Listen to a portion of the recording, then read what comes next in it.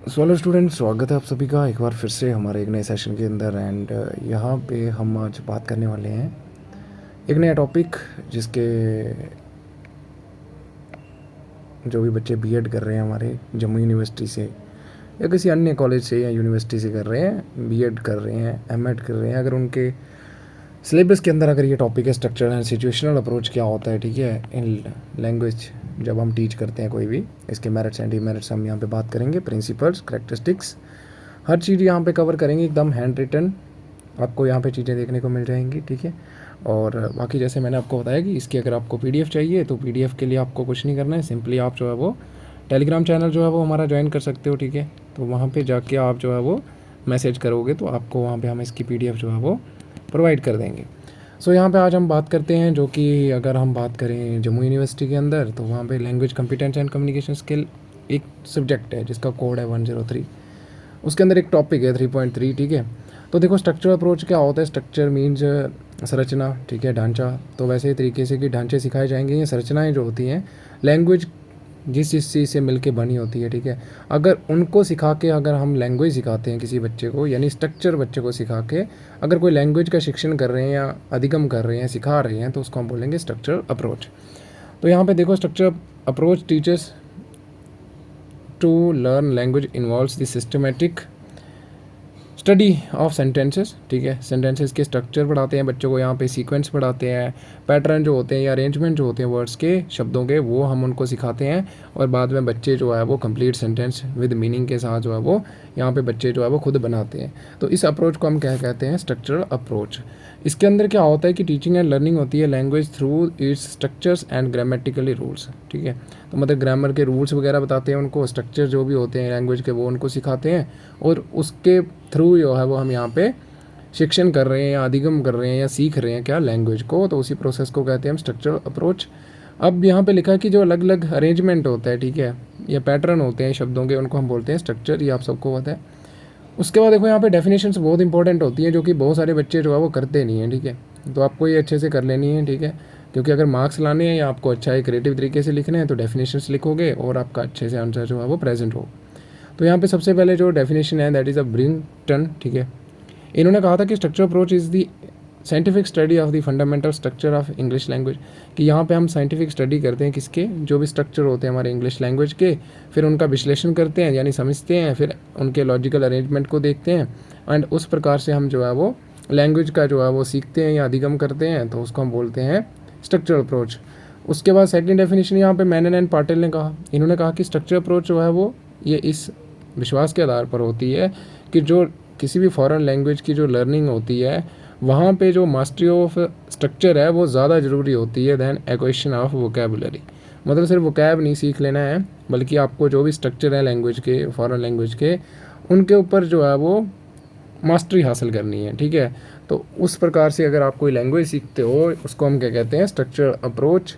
And then आ जाएगा कृपा गौतम, इनका भी सेम डेफिनेशन था, बस इन्होंने कहा कि स्ट्रक्चर अप्रोच जो है वो इस बिलीफ के आधार पर है कि लैंग्वेज जो है वो किससे बनी होती है, स्ट्रक्चर से, एंड इन स्ट्रक्चर के ऊपर मास्टरी हासिल करना ज़रूरी होता है than the equation of vocabulary. ये वही आ गया रिपीट डेफिनेशन, ठीक है, कि आपको जो भी लैंग्वेज के स्ट्रक्चर है उनके ऊपर मास्टरी हासिल करनी है, वो आपको अच्छे से आने चाहिए, ठीक है।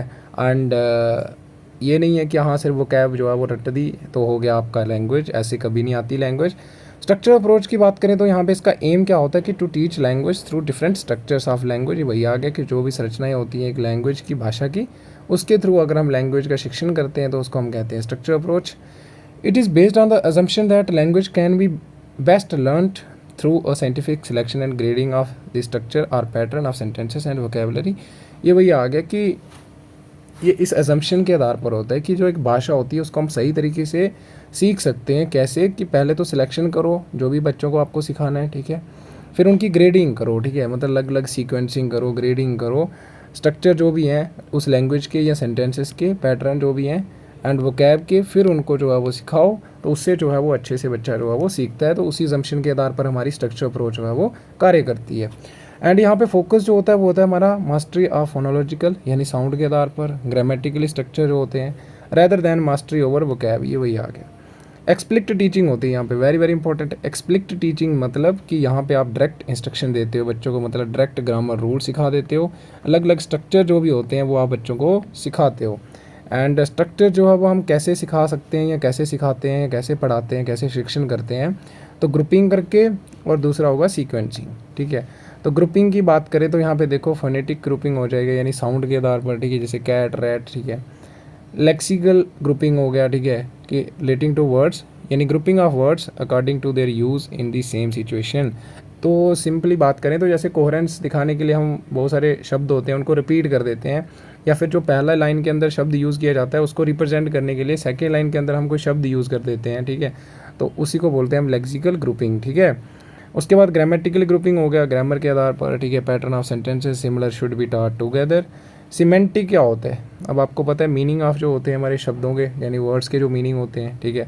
तो words are having similar meaning group together. And structure grouping वही आ गया कि selecting items that are fit for each other, ठीक है, जैसे अप डाउन ऐसे होता है ना, तो वो आ गया हमारा स्ट्रक्चर ग्रुपिंग। उसके बाद देखो यहाँ पे सीक्वेंसिंग आ गया। सीक्वेंसिंग की बात करें तो ग्रामेटिकल सीक्वेंसिंग हो सकती है, यानी ग्रामेटिकल बेसिस पर। सिमेंटिक सीक्वेंसिंग हो सकती है, यानी उनके मीनिंग के आधार पर।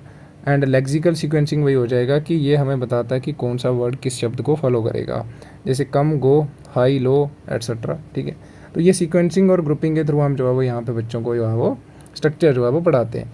अब यहाँ पे कहते हैं कि यहाँ पे 4 टाइप के स्ट्रक्चर होते हैं हमारे इंग्लिश लैंग्वेज के अंदर, ठीक है। सेंटेंस पैटर्न होते हैं, जैसे सबको पता है कि सेंटेंस का एक अपना स्ट्रक्चर होता है, ठीक है। सब्जेक्ट होता है, इसमें वर्ब होती है, फिर ऑब्जेक्ट होता है, ठीक है। और इससे क्या होता है, कंप्लीट मीनिंग जो है वो हमें मिलता है, ठीक है। और कंप्लीट सेंटेंस की प्रॉपर मीनिंग, जैसे सलमान जो है एक अच्छा लड़का है, लेकिन फ्रेज़ जो होती है यहाँ पे हमें कंप्लीट मीनिंग नहीं मिलता है, ठीक है, विद इनकम्प्लीट मीनिंग होता है। और देखो ऐसे है बिहाइंड द बॉल, मतलब क्या है वॉल के पीछे, दीवार के पीछे क्या है हमें नहीं पता है ना, तो इनकम्प्लीट मीनिंग मिल रहा है हमें। वैसे करके ओवर द टॉप। फिर आ जाएगा ईडियम्स, ठीक है। तो ईडियम्स जो भी होती हैं ये आपको जो है वो एक साथ पढ़ानी होती हैं, ठीक है, नॉट एन आइसोलेटेड वर्ड्स, जैसे a king's chair is always full of thorns. Then आ जाएंगे फार्मूलास, जिनको हम स्पेशल ओकेज़न या सर्टन ओकेजन्स पे कुछ हमारे शब्द होते हैं यूज़ करते हैं, जैसे वेल डन हो गया, कम ऑन हो गया, थैंक यू, एट्सेट्रा, ठीक है। तो इस तरीके से जो है वो यहाँ पे 4 प्रकार के हमें स्ट्रक्चर्स होते हैं इंग्लिश लैंग्वेज के अंदर, ठीक है। एकदम सरल तरीके से यहाँ पे चीज़ें लिखी हुई हैं, ठीक है। बाकी मैंने बता दिया, अगर आपको रिवाइज़ करने के लिए इसकी PDF चाहिए होगी तो टेलीग्राम पे आ जाना। Then basic principles and techniques क्या क्या होती हैं यहाँ पे यूज़, तो मेनन एंड पाटिल जो थे इन्होंने कुछ ऑब्जेक्टिव जो है स्ट्रक्चर अप्रोच के वो इनलिस्ट करे थे कि हमें क्या क्या उद्देश्य होगा हमारा, ठीक है, यहाँ पे या इसको स्ट्रक्चर अप्रोच का, ठीक है। तो इन्होंने कहा कि टू ले the foundation of English by establishing through drill and repetition about 275 grader structure जो है हमें बच्चे को वो सिखाने हैं, ठीक है। ये सबसे पहला उद्देश्य रहेगा हमारा, ताकि बच्चे की जो एक बेसिक जो इंग्लिश सीखने की जो नींव है वो रखी जाए, और 275 उसको ग्रेडेड जो स्ट्रक्चर हैं वो हमको सिखाने हैं, ठीक है, थ्रू ड्रिल एंड रेपिटेशन करके। To enable the student to attain mastery over vocab, ठीक है, मतलब बच्चे को इतना योग्य बनाना है कि वो वोकैब जो भी है, ठीक है, बेसिक वोकैब जो रिक्वायर्ड होती है वो उसको सिखानी है, 3000 root words for their active use, and उनके ऊपर मास्टरी हासिल करनी है, ठीक है।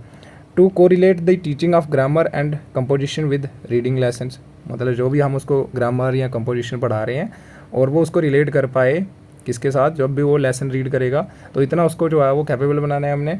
टू टीच 4 फंडामेंटल स्किल्स वही आ जाएगा, ठीक है, लिसनिंग, स्पीकिंग, रीडिंग, राइटिंग, तो ये हमें उसको सिखानी है, ये भी हमारा उद्देश्य रहेगा यहाँ पे। टू ले proper emphasis on the auditory oral approach, activity method पे भी हमें ज़्यादा बढ़ावा देना है, ठीक है, जैसे सुनना, देन बोलना, सुनना, बोलना, और प्लस एक्टिविटीज़ करवानी है। तो ये कुछ हमारे यहाँ पे उद्देश्य जो है वो सेटअप किए गए थे मेनन एंड पाटिल के द्वारा, किसके, स्ट्रक्चर अप्रोच के।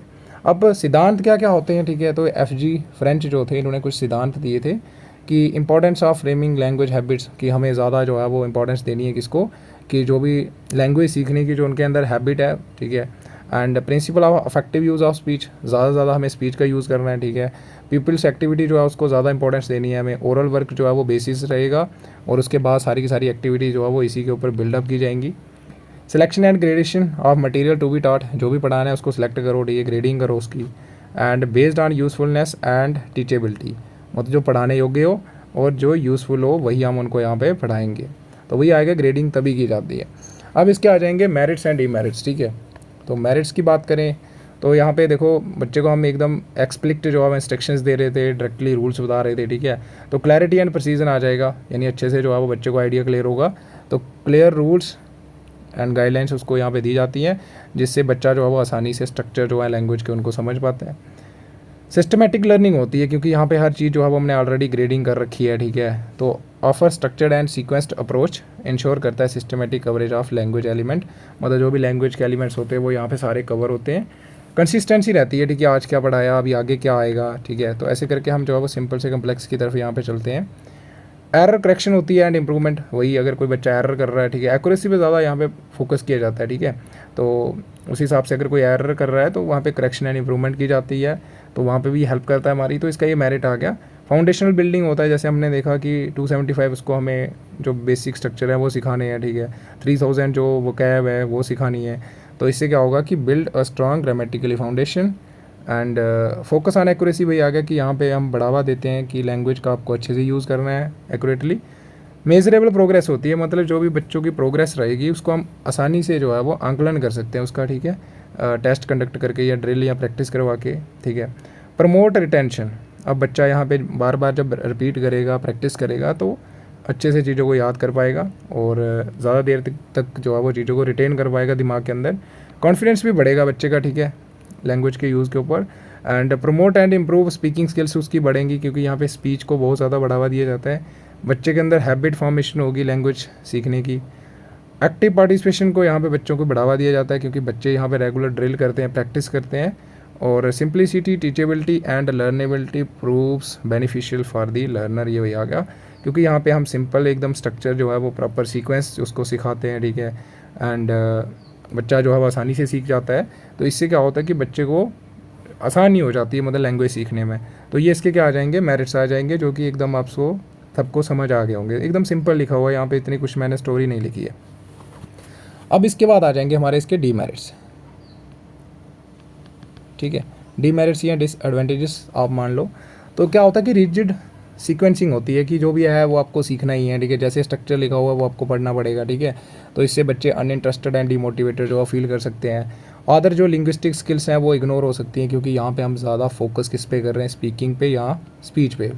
उसके बाद इग्नोर मदर टंग यूसेज, उतना ज़्यादा यहाँ पे फोकस नहीं किया जाता है मदर टंग में, ठीक है। टू बोरिंग हो सकता है, क्योंकि student feel boredom due to excessive drill, बार बार रिपीट करके बच्चे बोर हो सकते हैं। Non convenient for the senior classes, के लिए कन्वीनियंट नहीं होता है, यहाँ पे साइज़ ज़्यादा हो क्लास का। लैक ऑफ कंटेक्चुअल लर्निंग, ठीक है, क्योंकि यहाँ पे हम सिचुएशन के हिसाब से बच्चों को नहीं पढ़ा रहे हैं और प्रैक्टिकल यूज़ जो है वो यहाँ पे इतना ज़्यादा नहीं करवा रहे हैं, ठीक है, बस उसको रिपीट करवा रहे हैं, ड्रिल करवा रहे हैं, ठीक है।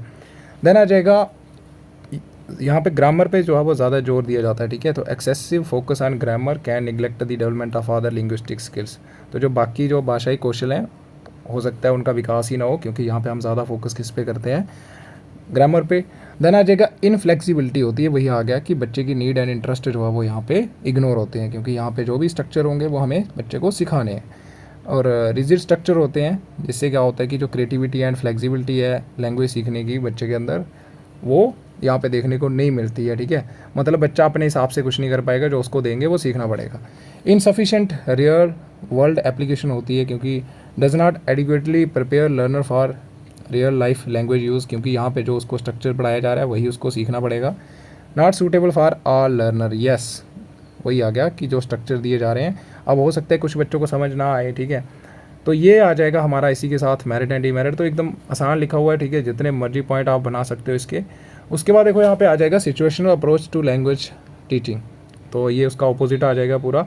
यहाँ पे भी हम बच्चों को स्ट्रक्चर वगैरह सिखाते हैं, ठीक है, लेकिन फ़र्क कितना होता है कि बच्चे को यहाँ पे सिचुएशन जो है वो क्रिएट की जाती है, ठीक है।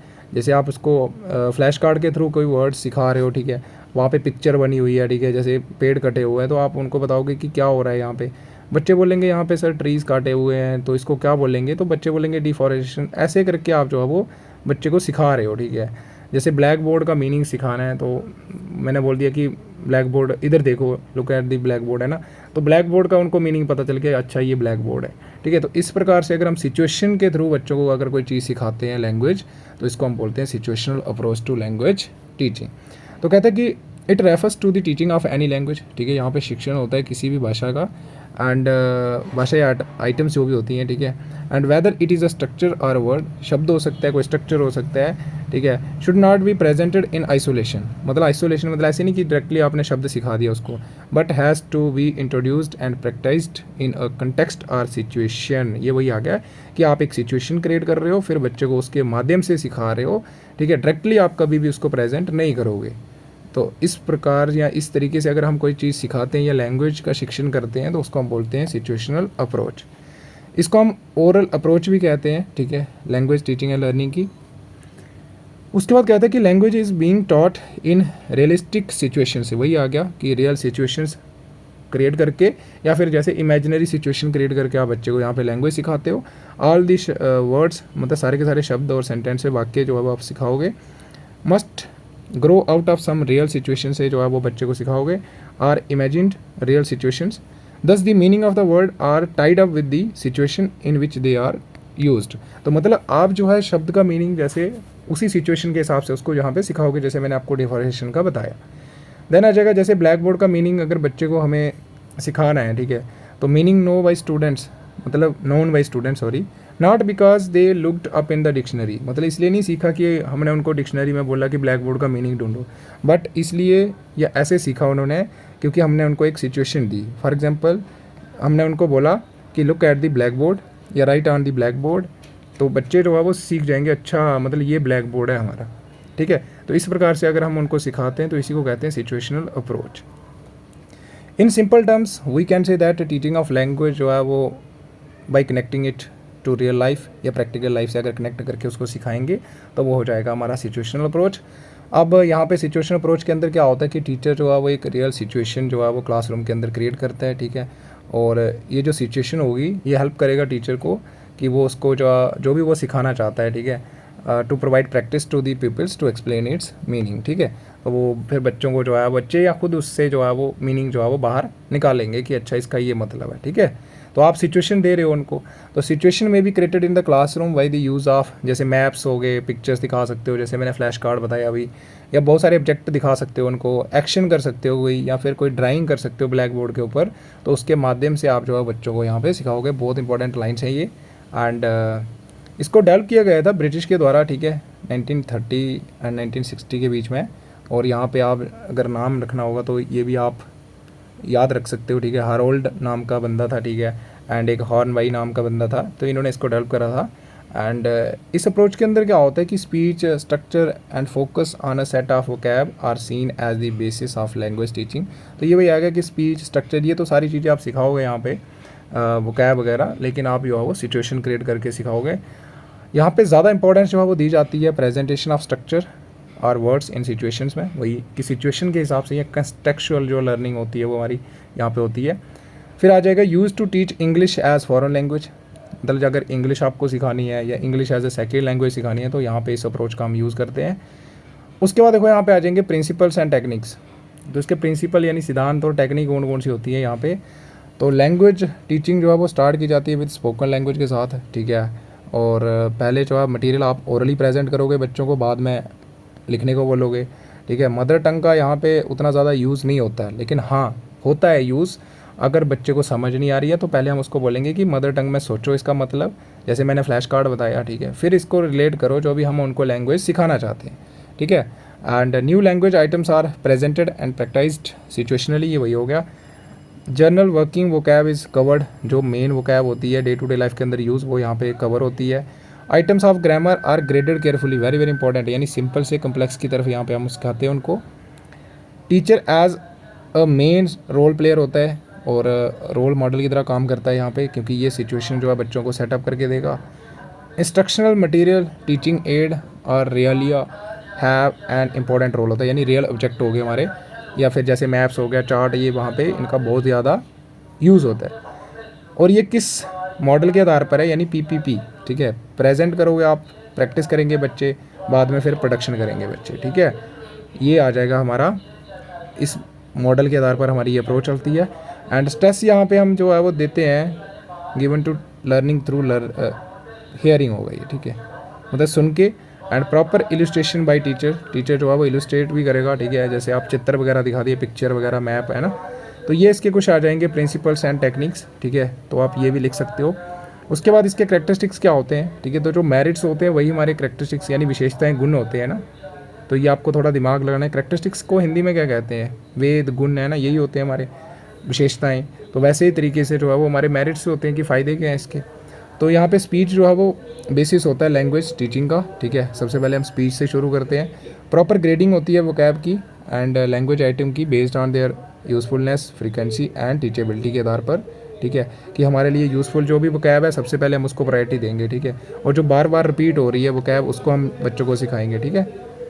उसके बाद लिखा है यहाँ पे presentation and practice of language item in situations के अंदर हम जो है वो बच्चों को यहाँ पे लैंग्वेज की प्रैक्टिस करवाएंगे या प्रेजेंट करेंगे। Oral practice and then reading and writing होती है, यहाँ पे ज़्यादा जो है वो सबसे पहले प्रैक्टिस होगी orally. Association of meaning of new words with the created situation bye student, बच्चे जो है वो जो भी सिचुएशन क्रिएट करके हम उनको देंगे, ठीक है, तो फिर उससे जो है वो वर्ड का मीनिंग निकालेंगे वो, ठीक है। फिर आ जाएगा use of appropriate material to create proper and real situations, तो यहाँ पे अप्रोप्रिएट मटेरियल का यूज़ किया जाता है, जैसे चार्ट्स हो गए, flash cards, maps etcetera. Continuous statements bye teachers action, ठीक है, बहुत सारे क्वेश्चंस भी जो है वो पुट किए जाते हैं रिलेटेड टू दैट वर्ड जो भी हम उनको सेंटेंस सिखा रहे हैं। उसके बाद कहता है कि यहाँ पे मदर टंग का उतना ज़्यादा यूज़ नहीं होता, लेकिन हाँ लिमिटेड यूज़ होता है, लेकिन उसको बढ़ावा दिया जाता है अगर बच्चों को समझ नहीं आ रही, ठीक है।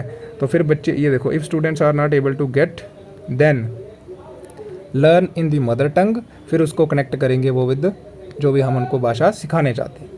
देन आ जाएगा विजुअल एंड ऑडियो जो भी एड्स हैं वो यहाँ पे यूज़ किए जाते हैं, ठीक है। स्टूडेंट सेंटर्ड होता है क्योंकि बच्चा यहाँ पे एक्टिव रोल प्ले कर रहा है, ठीक है, लर्निंग प्रोसेस के अंदर। और देन आ जाएंगे इसके मेरिट्स, ठीक है। तो मेरिट्स की बात करें तो यहाँ पे प्रैक्टिकल रेलिवेंस होती है क्योंकि बच्चा यहाँ पे खुद जो है वो क्रिएट करता है, ठीक है, सिचुएशंस के अंदर जो है वो मीनिंग निकालता है। तो provide practical and relevant language skills that can be applied, immediately apply होंगी बाद में। इंगेजिंग होता है, मोटिवेटिंग होता है क्योंकि बच्चे यहाँ पे एक्टिवली पार्टिसिपेट करते हैं, ठीक है, टीचिंग लर्निंग प्रोसेस के अंदर through interaction and dynamic activities के थ्रू। बच्चों की जो याद रखने की जो कला है या उनके अंदर कैपेबिलिटी है वो भी ज़्यादा देर तक उसको याद रख पाएंगे चीज़ को। Learning in context to different situations aid करता है, यानी बच्चों की हेल्प करता है in better attention and recall of language, ठीक है। इम्प्रूव फ्लुएंसी, यानी बच्चों की जो बोलने की स्पीड है वो भी बढ़ेगी क्योंकि यहाँ पे हम ज़्यादा फोकस कर रहे हैं स्पीच पे। बच्चे जो है वो बाहर भी कम्युनिकेशन में जब जाएंगे तो वहाँ पे अच्छे से उसका उपयोग कर पाएंगे, ठीक है, क्योंकि बच्चे यहाँ पे अच्छे से जो है वो प्रैक्टिस कर रहे हैं, एक्टिवली पार्टिसिपेट कर रहे हैं, सिर्फ ऐसा तो नहीं है कि सुन रहे हैं ना। एक्टिव पार्टिसिपेशन होगी बच्चों की, यस, और फ्लेक्सिबिलिटी होती है, यस, मतलब बच्चे के नीड एंड कंटेक्स्ट के हिसाब से यहाँ पे चीज़ें जो है वो अडॉप्ट की जाती हैं। पॉजिटिव लर्निंग इन्वायरमेंट होता है, यस, क्योंकि टीचर यहाँ पे सिचुएशंस दे रहा है, ठीक है, बच्चे जो है वो अलग अलग तरीके से ट्राई कर रहे हैं मीनिंग निकालने की। स्ट्रक्चरल प्रैक्टिस ऑफ लैंग्वेज, वही जो भी लैंग्वेज के स्ट्रक्चर होंगे उनकी प्रैक्टिस की जाती है यहाँ पे। Make teaching of grammar more contextual and practical, yes, क्योंकि यहाँ पे हम सीधा उनको एक्सप्लिक्ट तरीके से नहीं पढ़ा रहे बल्कि हम उनको कोई सिचुएशंस दे रहे, फिर बच्चे जो है उसका मीनिंग या उसको समझने की कोशिश कर रहे हैं। यहाँ पे बढ़ावा दिया जाता है लर्न बाई या लर्निंग बाई प्ले, और teaching ads make it more stable and interesting for students and promote engagement. तो जो भी हम टीचिंग एड यूज़ करेंगे तो बच्चे और ज़्यादा जो है वो इंटरेस्ट हो जाते हैं या इंटरेस्टिंग हो जाते हैं टुवर्ड्स टीचिंग लर्निंग, ठीक है। इससे क्या होता है, बच्चे इंगेज रहते हैं टीचिंग लर्निंग प्रोसेस के अंदर। फिर आ जाएगा लर्निंग थ्रू हियरिंग, तो उसको ज़्यादा यहाँ पे बढ़ावा दिया जाता है। तो इसके कुछ मेरिट्स आ जाएंगे जो आप लिख सकते हो, बहुत सारे यहाँ पे लिख रखे हैं, आप कोई 10 कर सकते हो इसमें से। अब डी मेरिट्स आ जाएंगे इसके, तो डी मेरिट्स की बात करें तो हायर क्लासेस के लिए ये मेथड जो है वो इनएप्रोप्रिएट है, बोरिंग हो सकता है, ठीक है, क्योंकि वहाँ पे क्लास साइज़ बहुत ज़्यादा होता है, ठीक है, और डल वही आ गया। फिर इसके लिए कंपिटेंट टीचर चाहिए होता है to manage and create real learning situation. अब अगर क्रिएट करनी है तो टीचर के पास प्रॉपर स्किल्स चाहिए।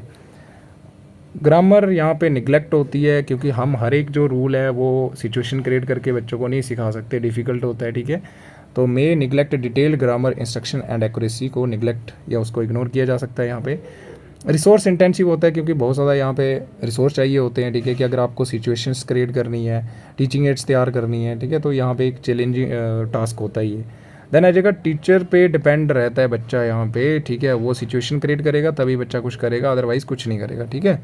एंड देन आ जाएगा क्लासरूम मैनेजमेंट करना भी यहाँ पे एक डिफ़िकल्ट जो है वो टास्क होता है टीचर के लिए, और असेसमेंट चैलेंज भी होता है, ठीक है, कि यहाँ पे जो भी बच्चों की परफॉर्मेंस है उसको हम ट्रेडिशनल टेस्ट वगैरह से असेस नहीं कर सकते। टाइम कंज्यूमिंग होता है क्योंकि आप पहले सिचुएशन क्रिएट करोगे, फिर बच्चे जो है वो वहाँ पे मीनिंग फाइंड आउट करने की कोशिश करेंगे या उसको अंडरस्टैंड करने की कोशिश करेंगे, तो बहुत ज़्यादा टाइम लगेगा। देन आ जाएगा not applicable to all topic. आप सारे के सारे टॉपिक्स जो है वो इस मेथड से नहीं पढ़ा सकते हैं, ठीक है, जैसे पोइम पोइट्री हो गया, तो ये हम इस मेथड से नहीं पढ़ा सकते। कौन से? सिचुएशनल अप्रोच से। Only applicable to lower classes के लिए ये एप्लीकेबल है, ठीक है, और text books can't be taught by this method. तो हम जो टेक्स्ट पाठ्य पुस्तक होती हैं वो भी इस मेथड से हम नहीं पढ़ा सकते। तो ये आ जाएंगे मेरिट्स एंड डीमेरिट्स, बहुत यहाँ पे एक सरल तरीके से लिखा हुआ है, ठीक है। बाकी मैंने आपको बता दिया, ठीक है, कि पीडीएफ के लिए आपको कहाँ जाना है, तो पीडीएफ के लिए आपको कहीं नहीं जाना है, सिंपली टेलीग्राम पे जाना है, तो वहाँ पे आपको इसकी पीडीएफ मिल जाएगी, ठीक है। बस एक बार यहाँ पे सुन लो, उसके बाद जो है वो वहाँ पे जाके आप इसको एक बार रीड कर सकते हो, तो आपका काम बहुत सरल होने वाला है, ठीक है। तो एकदम आसानी से यहाँ पे एकदम सिंपल लैंग्वेज के अंदर मैंने यहाँ पे चीज़ें लिखी हुई हैं, ठीक है, और होप करता हूँ कि आपके ये कहीं ना कहीं काम आएगी वीडियो, ठीक है। और अगर आपके लिए हेल्पफुल रह रही है हमारी वीडियोस, तो ज़्यादा से ज़्यादा सपोर्ट किया करो भाई लोग, ठीक है। और वीडियो को लाइक करना नहीं भूलना है आप लोगों ने, ठीक है। तो आप लाइक नहीं करते हो ना, तो आप सब्सक्राइब करते हो, ठीक है। तो अगर आपको कहीं पे दिक्कत आ रही है या कहीं पे आपको लग रहा है कि हाँ ये चीज़ सही नहीं है, तो आप हमें कमेंट सेक्शन के अंदर ज़रूर बताइएगा, ठीक है। हम नेक्स्ट वीडियो के अंदर ट्राई करेंगे कि आपके जो भी परेशानी आ रही है वो कहीं ना कहीं उनमें सुधार हो, ठीक है। सो बाय बाय, आज के लिए इतना ही, मिलते हैं अगली वीडियो में जल्दी, ठीक है, and have a good day.